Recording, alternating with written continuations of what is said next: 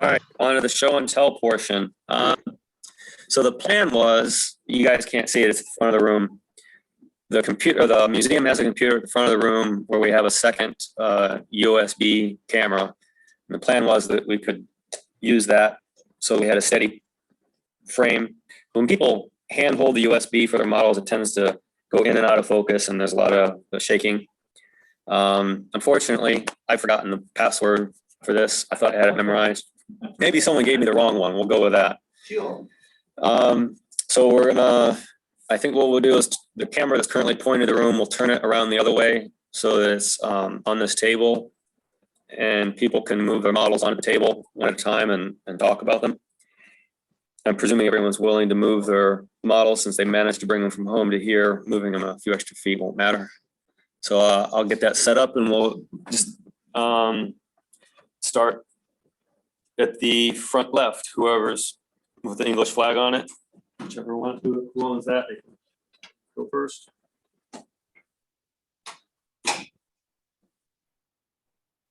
Anyone want to claim this one on the front left? Fine. Yep. Okay.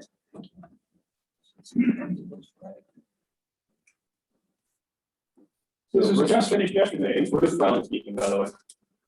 And this is the Endurance.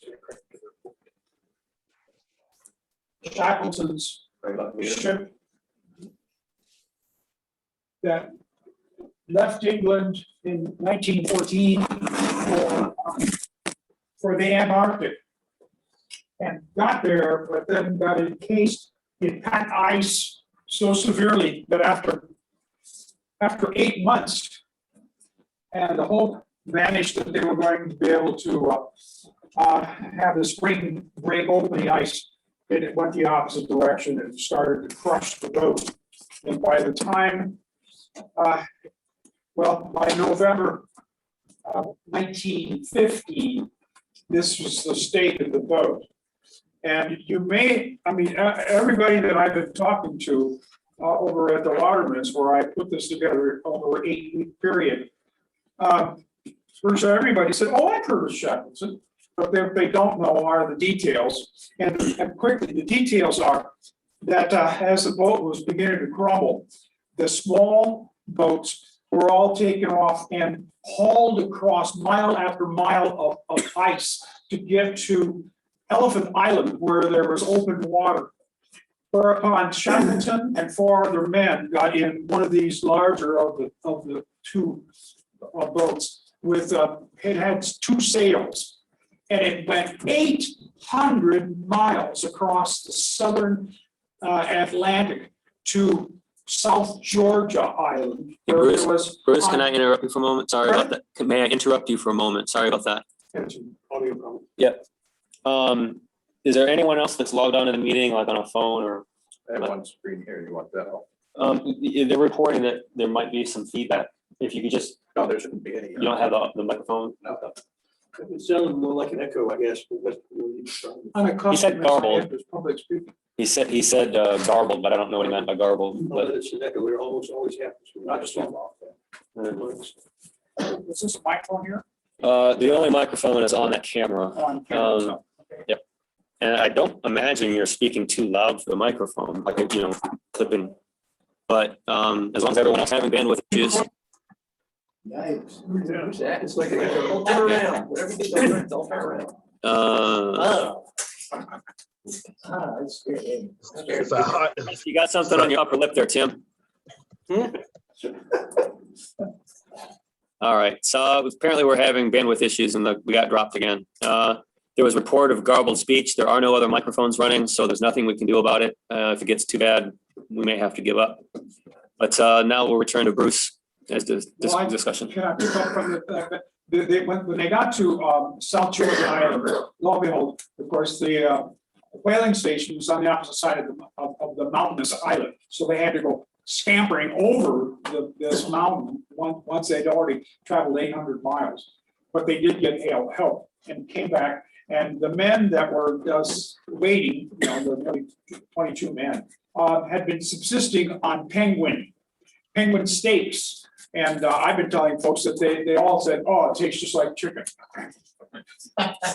So that one. So that's the endeavor. I mean, and endurance, excuse me. I also did the Can you endurance. clear that spot for the next person, please? Yep. Yeah. If anyone has pictures on a thumb drive as opposed to a model, just let me know and we can plug them in. Okay, you want to go next, Stuart? Josh, was the audio better? Well, It wasn't Josh, it was Joe Lorenzo that was reporting it. Joe, let us know if that's still a problem. and get endurance. You can see if you can bring it up. Yeah. I want to make a point on that book, Endurance. If you haven't read it, it is a page turner, from beginning to end. I strongly recommend it. Got any time to read.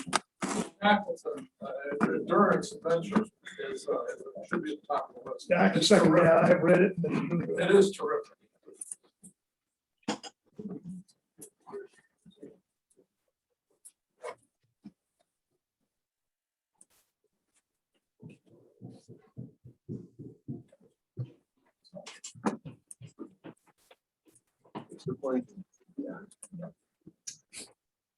Just bear with me for a moment. I'm bringing up some pictures of Stuart's. I'm going to attempt to anyway. 1575.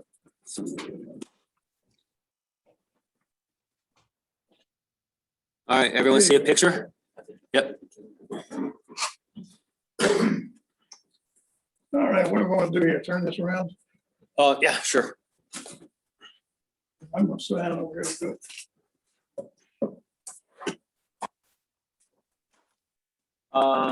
So do you want your cell phone on the screen or this? We can switch between.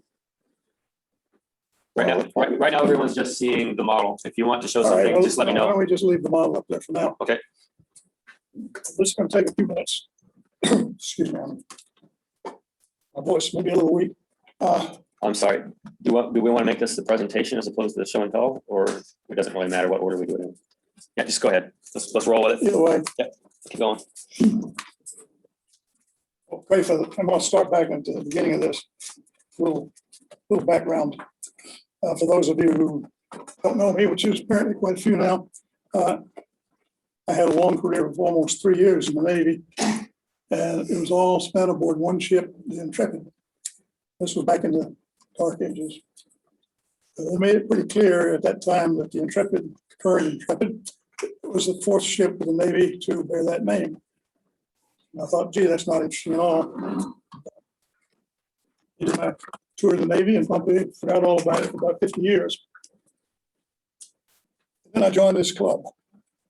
I started getting interested in nautical things again. And I talked to one of the former members of this club, a gentleman some of you knew by the name of Bob Comet. And Bob told me that I should get interested in some particular ship and do some research on it, maybe build a model. So I thought, yeah, well, the Intrepid. That was originally a one that was much older. So I thought I'd try to find out about it.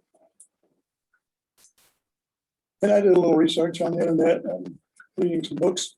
And I found out that yes, indeed, it was a ketch dating to about 1803.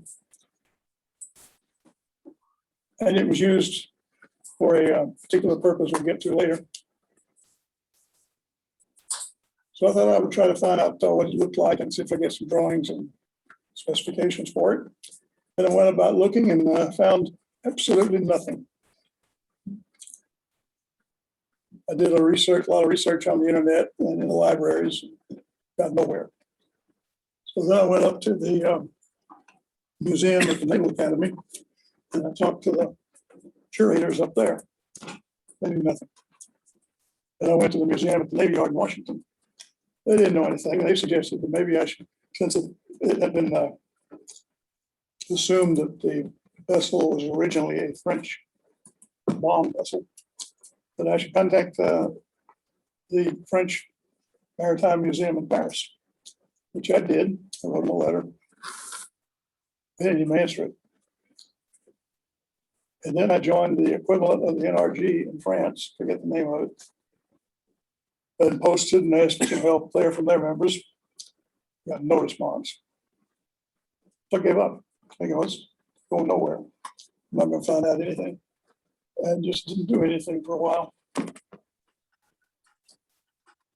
And about a year or so ago, a little over a year ago, I got to thinking about it again, and I thought, yeah, it's getting to that point in my life, if I don't do something now, I'm never gonna do it. Maybe I ought to make one last try and find out some more information. So I went back and did another literature search. This was right at the beginning of the pandemic.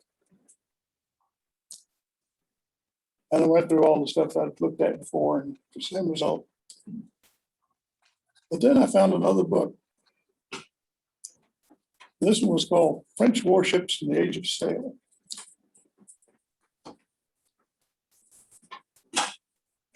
It had not been available. In fact, it hadn't even been published when I did the original research. You want to pause while we do? We have a technician here that's going to help us with our internet. Pause for a minute and let him do his thing.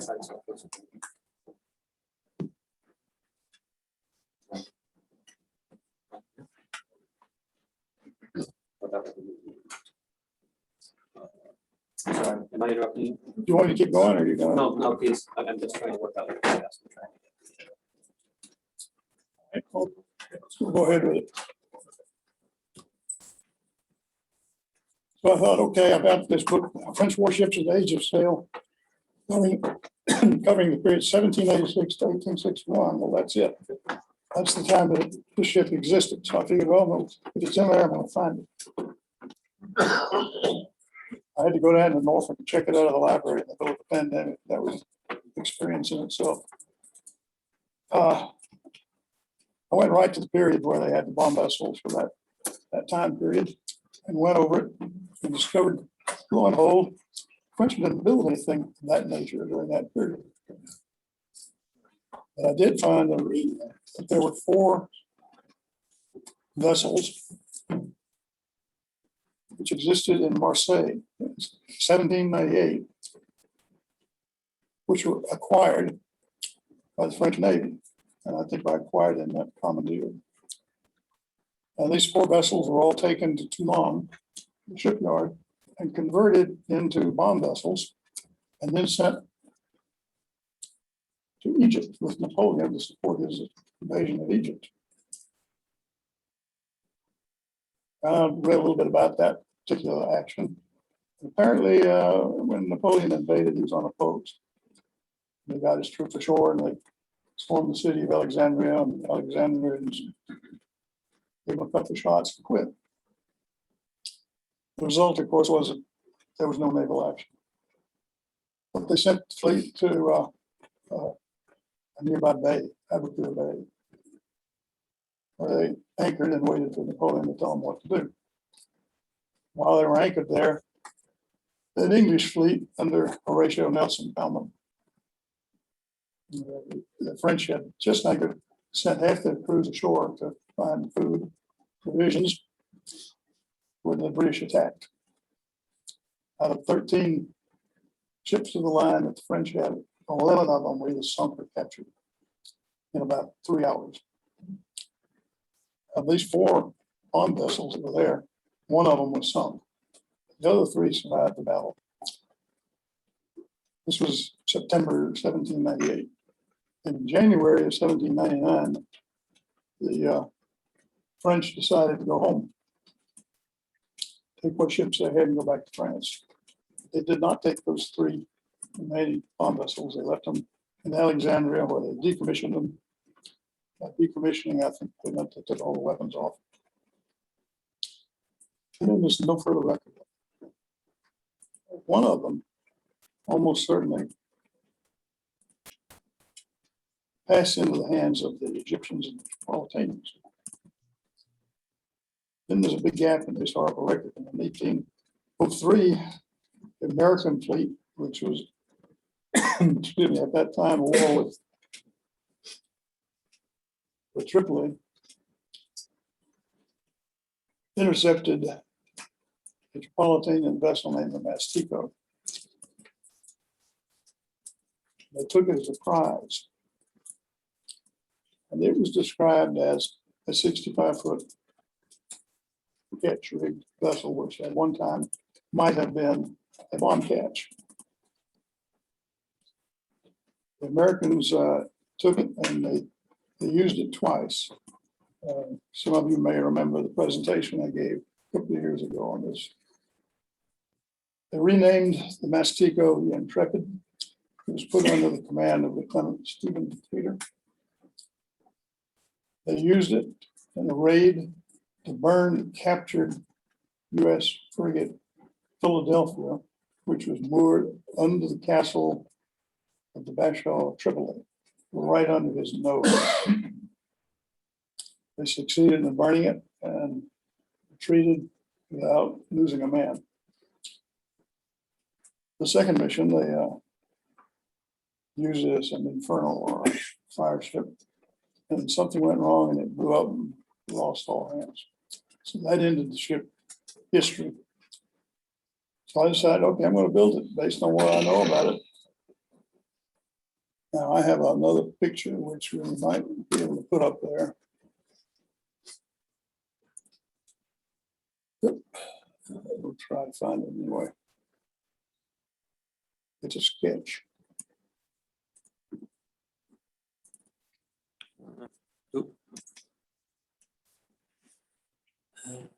Stop it.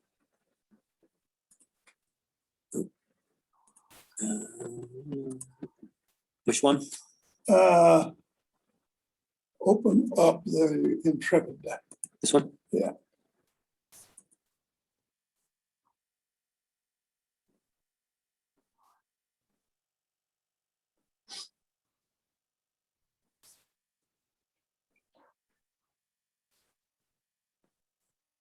Okay, over on the left, you're gonna have to use the, I need to start sharing the screen again. okay.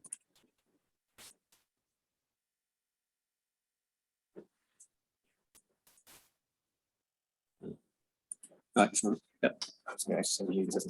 No, I don't think so. I'm gonna call to her and you guys about that to see if they can help me out because Mexican give me. Okay. So We're having another software discussion. I'm looking for them to give me a phone moment. All right, we'll table it for our next meeting. I think we won't interrupt this anymore, but I appreciate your help. No, no problem. I don't mean you interrupting, but, you know, yeah, thank you.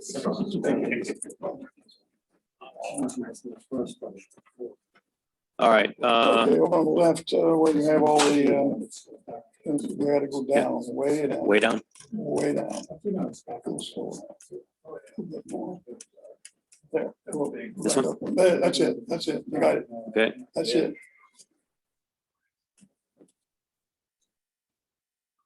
okay.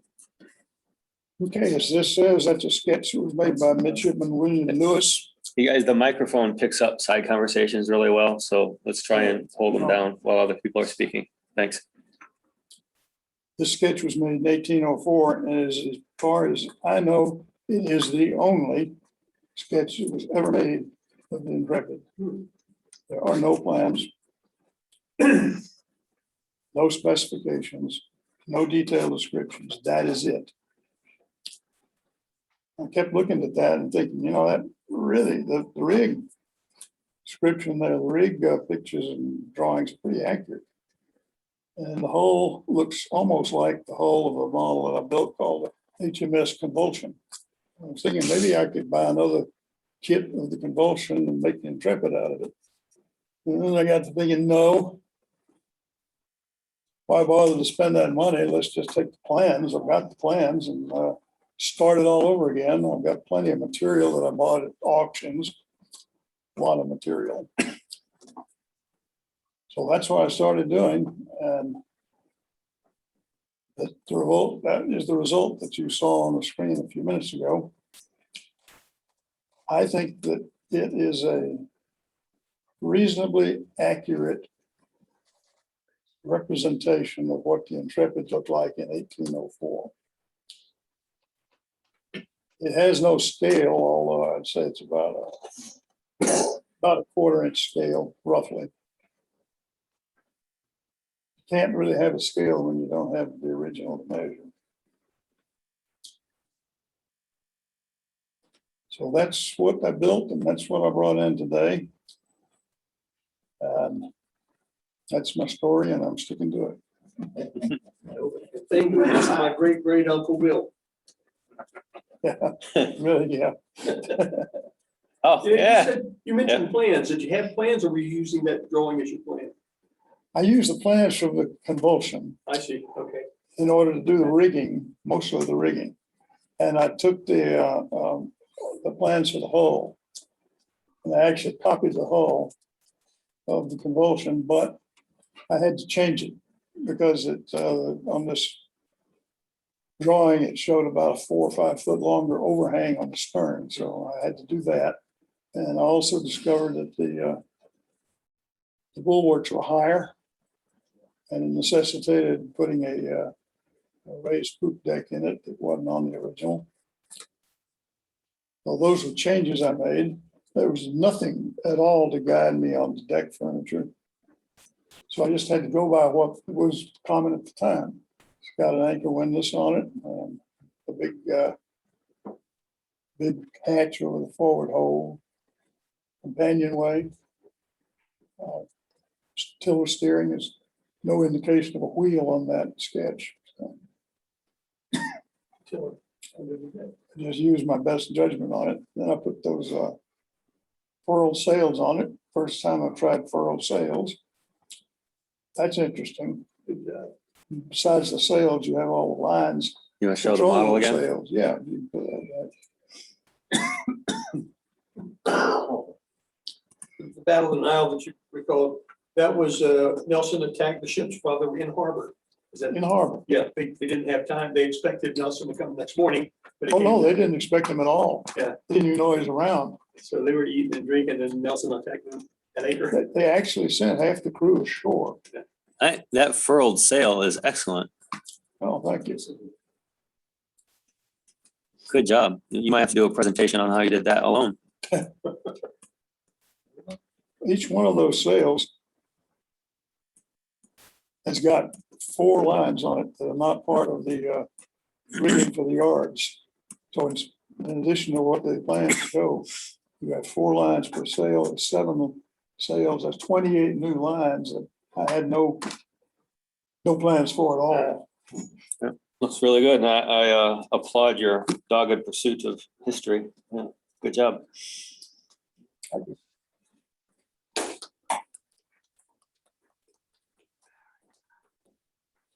Well, patience. Actually, It's well, not patience, it's endurance. it was a pandemic, I didn't know what else to do. All right.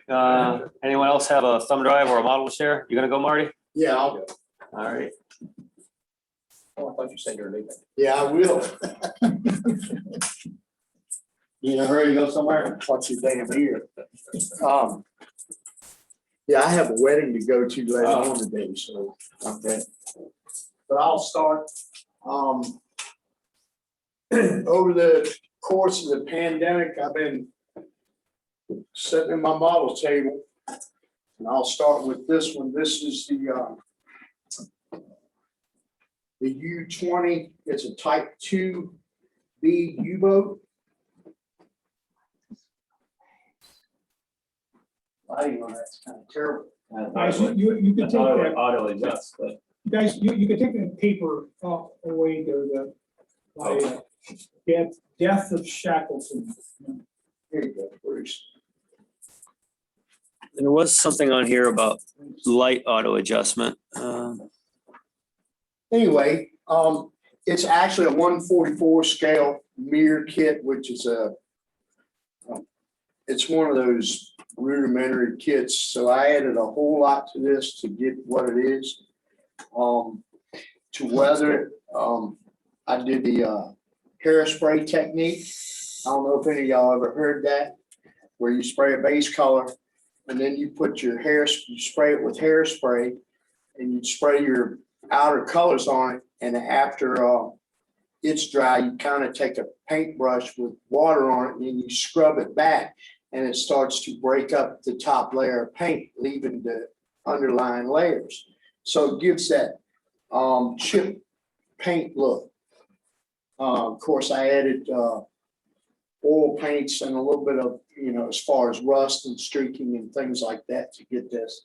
And rigged it all with Uchi line and of course I made all the flags and I think the model turned out rather well.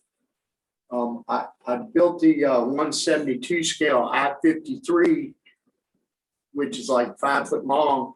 Greg mentioned it. He said he was gonna put pictures of it on the website. I don't know if he ever did. Thought I did. We'll check on that later. All right, well, that's that one. By the way, Marty, it looks a lot better on this screen than it does up there. So when we look at the recording, the lighting will be Okay, better. cool. All right, well, this one is the destroyer escort USS England. And from what I understand, learning about this ship, I was like, why in the world would they, there you go. Why would they make a model of the destroyer escort to England? And I haven't seen, and as I got to researching this, within a course of 12 to 15 days, this thing sank like 5 to 6 Japanese submarines, bam, bam, bam, right in a row. And I think the reason this boat was developed was more or less for convoy escort. I think from 43 to the end of the war, that's what they were primarily used for, was convoy escort. But this particular one was their captain and crew was very, very good at sinking submarines. But it survived the war from a kamikaze attack, and it went back to port to be fixed, and the war ended before it could be fixed. So it ended up getting scrapped in like 1946. But I thought it was a neat little ship. It took me a little while to make it. This is a trumpeter kit. So it's a lot of little small extras to get it to look the way it does. A lot of sanding in the process. Of course, a lot of days where I had a headache from trying to see some of the small stuff. But anyway. All right, this last one I got is it's a 72 scale U9 U-boat from World War I. Out of the 4 submarines that were built in this class, this had a 2-cycle gasoline engine, so you can imagine how loud this thing was. You can probably hear it 20 miles over the sea. But anyway, like a Yamaha. But it's the only one out of the 4 that survived the war. The rest of them were rammed by ships because all this rigging stuff right here, if they wanted to dive, they had to put all that stuff down, and it took an average of 15 minutes to put all this stuff down before they could dive. So a couple of them got rammed by British ships while they were trying to take all the rigging down. But this one actually sank like 3 British ships, I think cruisers, that it torpedoed.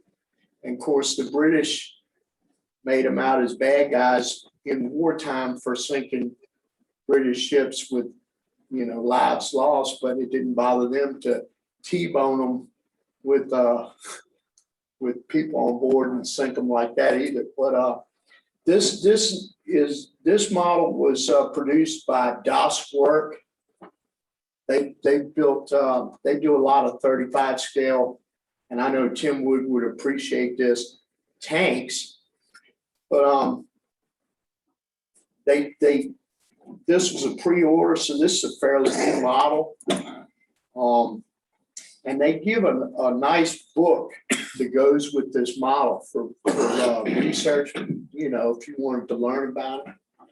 And of course, the rigging is under conjecture, because trying to look at those old 100-year-old black and white photos to kind of see some of this stuff was very interesting. They show you how to rig all this stuff for protecting your bow planes and stuff and your props. But as far as the rigging here on the top for their antennas and their communication, it's very hard to make out. So I did the best I could. Anyway, I enjoyed building all 3 of them. I've been quite busy at the workbench this year. Probably busier than I had been in quite a while. So, but that's just 3 of the many. So I hope you guys like it, and I'll also mow here on the side. That sounded like a to be continued thing, is that right, Marty? Yeah, I'll bring All right. some other stuff in next meeting. All right, any volunteers to go next? Oh, yeah, I'll run for Marty. I can make one short comment. Yep. This was really the first time the British started to take the submarine seriously. Abercrombie, Cressy, and Hogue were the three normal cruisers, Uh-huh. and we were essentially just sitting there. And we managed to get on them and I think it's something the first do before they. Could you help me? before they even realized there was a submarine. Thank you. Want to get it in the sun. That's a pucker moment. That's good enough. Here. Oh, let me see, it's not in there. It's not in there. but- Also, it's Yeah. Okay, thank you. This started off as a Sir Gal kit back in 1978. And it was, Sir Gal was eventually bought by Mantua, so it's coming out as a Mantua kit now. And it is a flagship that Louis XIV built for his fleet that he was attempting to become the world's leading maritime power.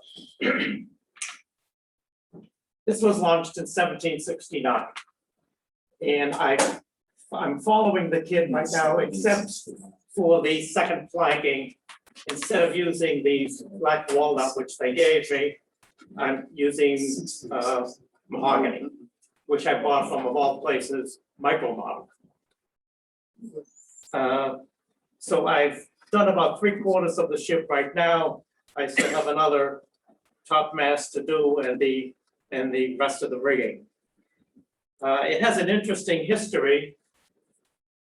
By 1690, Louis had some successes against the British, and he caught their fleet at a place called Peachy Head and sunk a number of their ships. And he felt he was on the pathway to becoming the world's leading maritime power. 2 years later, William and Mary were on the throne in England. William was a Dutch prince, so the Dutch and the English were allies now. And they sent a 100 fleet ship to the coast of France in the Channel, and they confronted a 48 fleet ship of the French ships. So they were outnumbered, the French were outnumbered 2-1. This was a flagship. The battle was called Barfleur. And the French decided to take them on. They were feeling their Cheerios. And since this was a major target for them, it got pretty badly shot up. It tried to make it escape and made it to Cherbourg, which is to the western part of France. And the British confronted them there, sent a fire ship against it. The fire ship crashed into the stern, ignited the powder magazine, and the whole thing blew up. And out of the 900-man crew, only one person escaped. So the rest of this ship is interred under a parking lot in Cherbourg. You didn't model it with the And powder that on was board, the did end you? of Louis' dreams to become the maritime power of the world. So that's a He 4-3. conceded that role to the British, which were glad to accept it. So I started this around September, and because of the lockup and living alone, I had plenty of time to work on it, and it's about 75% done. So he was gonna rule the world with fourth-rate ships, right? And, He was gonna rule the world with fourth-rate ships. Well, what was the name of this one? this called, this is called the Soleil Royal. I believe that's how it's pronounced. Soleil means sun, S-U-N. He considers himself the Sun King. But he started off with his reign with just 20 ships, and he built it up to 300. But it still wasn't enough. Beautiful. Very You nice. want some help moving it? You want some help moving it since you had Yes, trouble please. before? What would you like me to do? Grab the end of it.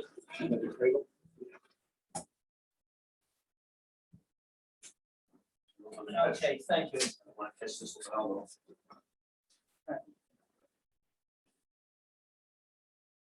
Okay, next volunteer. Well, there's still one on the table we haven't seen yet, right?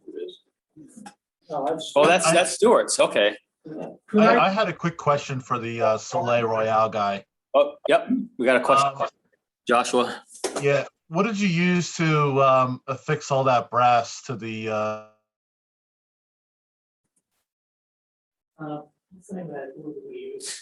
Oh, Cyanoacrylate. Cyanoacrylate is the glue that I use, and I forget the brand name. I get it at a hobby shop, and it comes Super in. glue. rats. Yeah, so basically it's super glue. So it does come in various speeds. And I use one that takes about 15 to 30 seconds to dry because it's a little more forgiving. Some of it glues instantly, and if it's not on right, you're screwed. Joshua, I think we lost you for a second. Do you need anything repeated? Yeah, it cut out for about 15 or 20 seconds, so I missed what type of glue it was. I'm sorry. Super glue, CA. Okay, just cryoacrylic. Got it. 15-second set. Gotcha. Thank you. Harbor Freight has a gel, CA gel that sets in actually it's a little bit more than 15 seconds. It comes close to 20 something.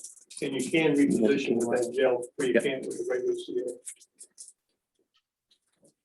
There's a pistol grip on the top, and then you can raise and lower the center column. All right. Blue blanket, did you knit that yourself, Tom? Yeah. Actually, good. If I asked you what this looks like, or what ship you think this might look like. Can I get Submarine. a submarine?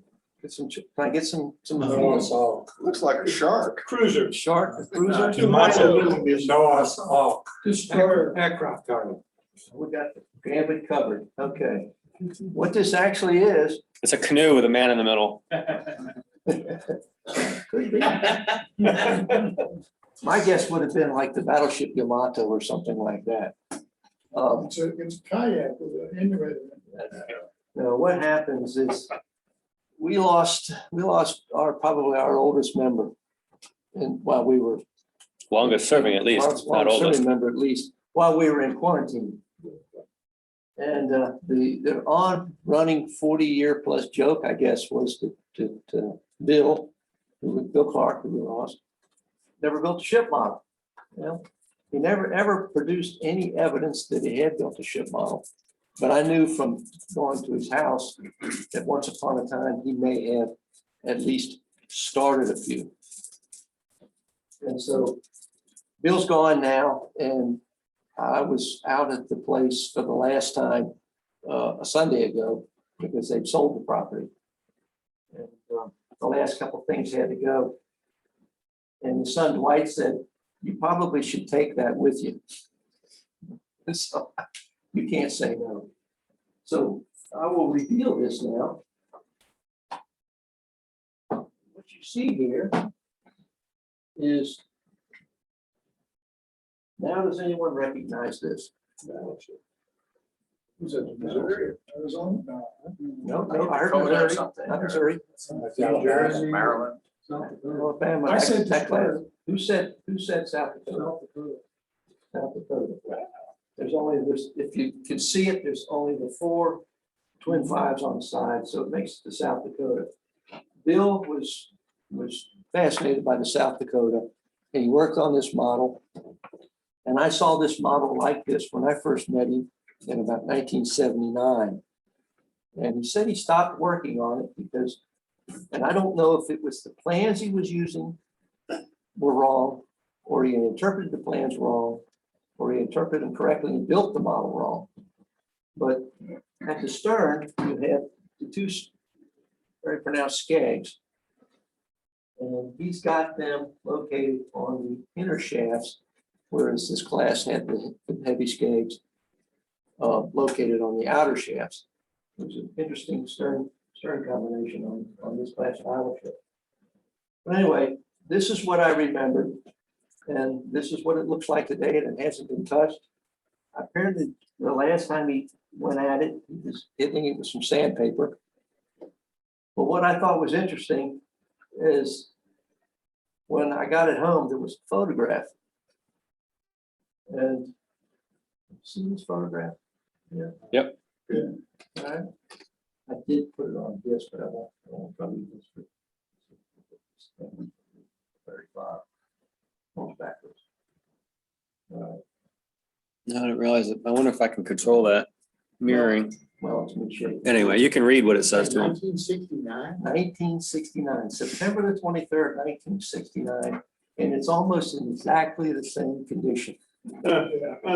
So Bill did work on some 50 years ago. 50 years ago, and he put it up when he realized he had put the skags in the wrong place on the model and never fixed it, never changed. And the only thing that's really different from this photograph and what you see there is the sandpaper marks are a little different. So that's really all he apparently just working real hard to try to get it just right. So I thought I'd bring that to share since we did tease him quite heavily.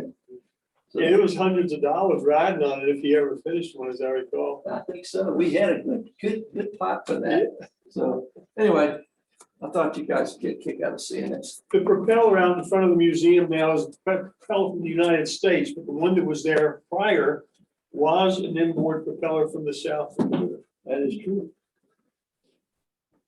All right, so there's not a whole lot to see here, but I'll show it anyway, since it's the first progress made in at least, oh gosh, more months than I can count. I heard Lee say that he's been working on that large beautiful boat since September. I probably made about this much progress since September. Maybe in September, these blocks. So I started fitting the carrying battens without these blocks in place. I was thinking I had a tendency to push the battens in too much, so I wanted the blocks in there to make sure it held the round shape on the stern.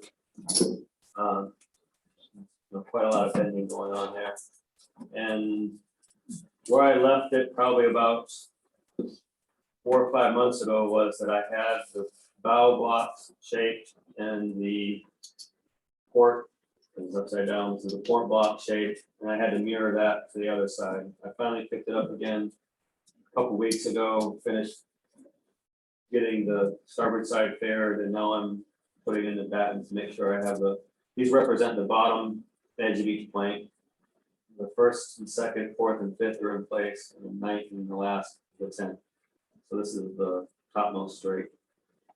So I've just got 4 more to fill in, and I can mark off. I can, make some final adjustments to where I think the plank should be, and then start putting on some more. That's it. Not much, but I'm happy to at least be moving forward again. What is that? This is a Danish fishing boat. It's a eel drifter. Oop, why move that? That was the last one here, right? Now we're on to people online. I think. Anyone online want to show something? Let's start with Joseph Finkler. If he wants to show his models a little bit closer, you're welcome to do so. If you don't, you're not required to. Sure. I'm just starting in this. I'm just starting in this hobby. Started maybe March or April. My first kit was the Model Shipways Dory, Grand Banks Dory, and that was a very interesting kit. But the next 2 models that I've built and I'm working on have been the Providence whaleboat from Artesania Latina, and fun little thing, fun little boat here. Basically, not perfect, but I'm working on it, trying to improve my craft a little bit. So I read Moby Dick while I was building the kit, so it was a lot of fun. And then the one that I'm building right now is also from Artesania Latina. It's the Virginia schooner, 1819. I don't think it's really based off of a real vessel, but it's just like a schooner kit, and I've mostly completed the deck and hull portions, and I'm working on rigging right now. I've got some started working on some standing rigging there, and that's easier than I thought, actually. And I found that beeswax is really useful when it comes to getting lines through those little dead eyes and whatnot. So I love this hobby already, and my next project hopefully is going to be the gunboat Philadelphia from Model Shipways. So I hope to start that pretty soon. You say you're just getting started. You've already accomplished more than I have in 20 years. So I was thinking the same thing. And reading Moby Dick, I mean, that's a task. I mean, there's a whole chapter in there on period knowledge Leviathan that's a little rough to get through, in my opinion. Right. But just a suggestion to you, though, in terms of another method of being able to thread rope through dead eyes and things like that is just to dip the tip in cryoacrylic glue, and that gives you a nice sharp tip to work with. Okay. Yeah. May I add something to that? Dip the line in cyan acrylic of about an inch or so, then when it's completely dry, cut a point on it. It'll get you into that block a lot easier. Amen. Okay. Are you model ship world? yeah, that's how we found us. So, okay. That's right. Yeah. So, Joe, you coming to the ModelCon? Where is that and when is it? It's August 7th. It's at the Battleship, New Jersey. Okay. But that's all the way up in New Jersey, right? It's closer than the Northeast Conference. I guess so. I guess I'll think about it. First, he's got to make Take a ride. these Get a meetings, ride I with- think. Get a ride with Rylan. He's coming up. Oh my God. Maybe so. You said you're in Suffolk, Joseph? I am, yes. Yeah. Well, maybe you can make it to the Mariners Museum one of these upcoming months. Oh, yep, sure did. I don't know if it's him that's frozen or us. The bandwidth here is Yeah. only like 1.5 to 1.9. Okay, I don't know if it's just him that's frozen. Yeah, someone else speak up. Oh, there he is. We lost the connection for a moment. Oh, you lost me? Oh, You're back on. I was just gonna ask, I have to attend 3 meetings before I join? As a full member, but you're welcome to, yeah, that's correct. Okay. And this will count as one, certainly. Okay, cool. Hey, Joe, could look at the chat. Yep. I've got it up right now. You're gonna go next. Oh, nice. Yeah, I'll email you, definitely. Oh, I appreciate different one. that.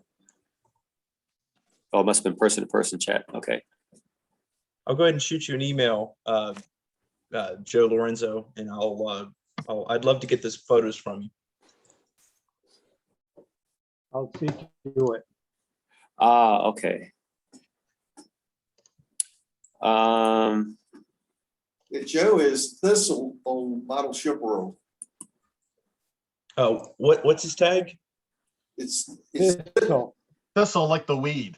Oh, Thistle, gotcha. All right. Thistle 17. But Thistle not 17. like the weed, but not the weed. Gotcha. Yeah. And I'm Ficklin on Model Ship World, just my last name. So there we go. All right. Anybody else online like to do some show and tell? I can. All right. So a little bit of progress, but you guys might be interested to see. So let me just share here. So as you know, I'm working on the Black Pearl, and hold on, I got to move some screens around because it's interfering with my ability to navigate.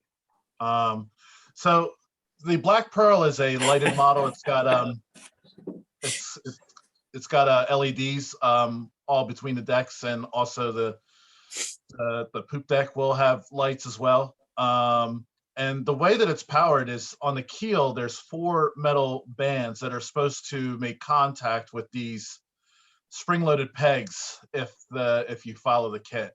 So historically, when I've tried to line them up and get the model to sit on them well enough to make reliable contact, has been really challenging. So I've decided to modify it and create a cradle on the base where it gives me a little bit more play to really just mount the model and make good contact. But my main idea, so here you can see the bands on the keel on that power the ship.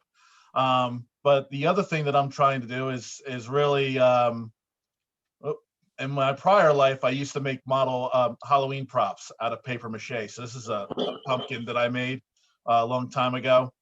So these are some of my displays I used to do. And so I'm basically going to have the ship being held by skeleton hands, essentially. So it's starting out as hanger wire wrapped paper mache. And you can see kind of the progress that I'm making here. And eventually I'll incorporate these black pegs as kind of as part of the arms. And this is kind of a testing of how the ship will look in the base. So I did have one pucker moment where the model rolled out of the base on me and she took a little bit of damage, so I've reinforced the back side of it so that'll stop happening. But that's where I'm at with the base. I'm trying to get the base done for ModelCon so it's not sitting in this construction slip. And I figured I got to get it done before the masts and stuff get in it. So That is awesome. Best base ever. All right. Anybody else? Yeah, I would. Is that John? That's more. More. More so. I don't know if you'll be able to see, I'm building the Caldecraft Victory. And what I did was I opened it up. You see the deck is all exposed, the poop deck and the quarter deck and the upper gun deck. So you can look into it and see the admiral and the admiral's dining and sleeping quarters and the captain's dining and part of his day cabin and part of the master's cabin. I have a build log on model shipbook that has some better pictures. And that's where I'm up to right now. I just felt it was not a sin to not expose the gun deck, the upper gun deck, because there's so much detail on it. And from there, it led to the admiral's cabin, and then above it to open up the quarter deck. Because it's just a matter of not planking it and just leave it all exposed. It was really simple, and that's about where I'm at. I also put lanterns and commodes in the quarter galleries. And that's about where I am right now. Looks fantastic. Hey, Mort. Yes. Who is your mentor? Wasn't it Frank? Yeah, he was back in the day. The man was amazing. Absolutely amazing. Yeah, he became a member of our club, once he moved down here to Virginia. Him and Lucy. Oh, looks like we've lost connection again.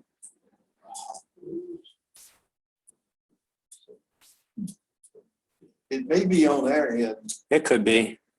Most likely is. It was scary. I mean, he was always making models for people, and he built the Americo Vespucci, which is an amazing model with all the photo etch brass and the stern work, the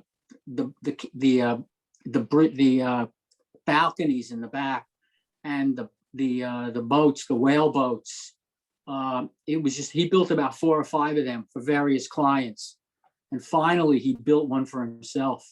but he was just an amazing man. He was a graduate of the Italian Naval Academy. And I mean, it was more like it was a master servant, master apprentice relationship, him and I.